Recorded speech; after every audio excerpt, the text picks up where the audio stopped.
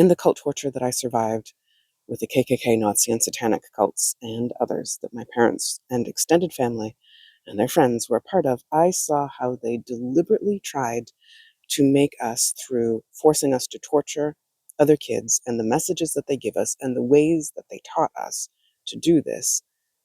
I saw them try to make us have no compassion, no empathy, to make us try to enjoy what we were doing, or at least be devoid of emotion when we were hurting other kids, and make us replicas of them, make us into the next generation of cult. It was repeated, it was extreme, and it was calculated. And I saw so many other kids become like cult, harden their hearts, which is what we were taught, and they even used that phrase, and even enjoy hurting other kids, hurting me and other kids. They got benefit out of it. They were less tortured. They were seen as more precious. They got higher up in the roles and in the cult.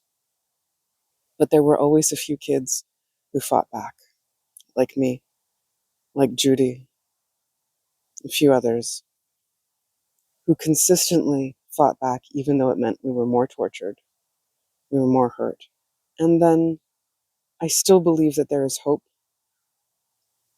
even for others who didn't fight back, if they were able to hold on to some compassion and if they fought back in small ways.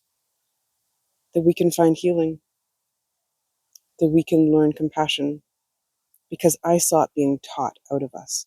But if you can stamp it out through repeated cult torture and messages, we can gain it again. I believe. I know that compassion and empathy and love, they cut through mind control messages, they cut through hate. I have seen it over and over and over, where someone giving me a compassionate message repeatedly and acting with compassion towards cult trained parts of me who were taught to hurt me or give me those messages, how it cut through it, how it broke it down with compassion and empathy, with love, with respect. I think it is powerful. I think it is healing. I don't believe that all cult can change. I don't believe that most cult can. I don't believe my parents will ever change, or my extended family. They chose this at some point along the way, even though that's under torture and duress. But I chose the opposite. So did Judy. So did a few other kids. But I do believe compassion and empathy are huge.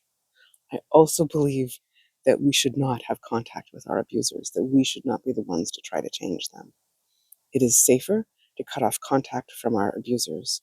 It helps to keep us safe. It helps us to get safe if we are not yet safe. I believe so strongly in that.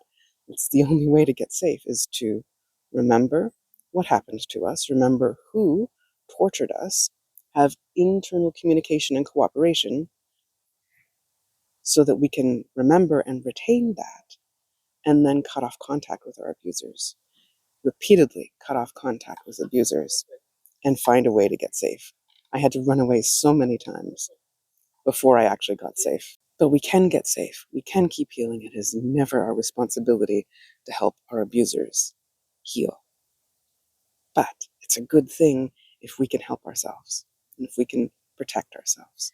And if we can keep hold of our compassion and empathy, which makes us so much different than the cult.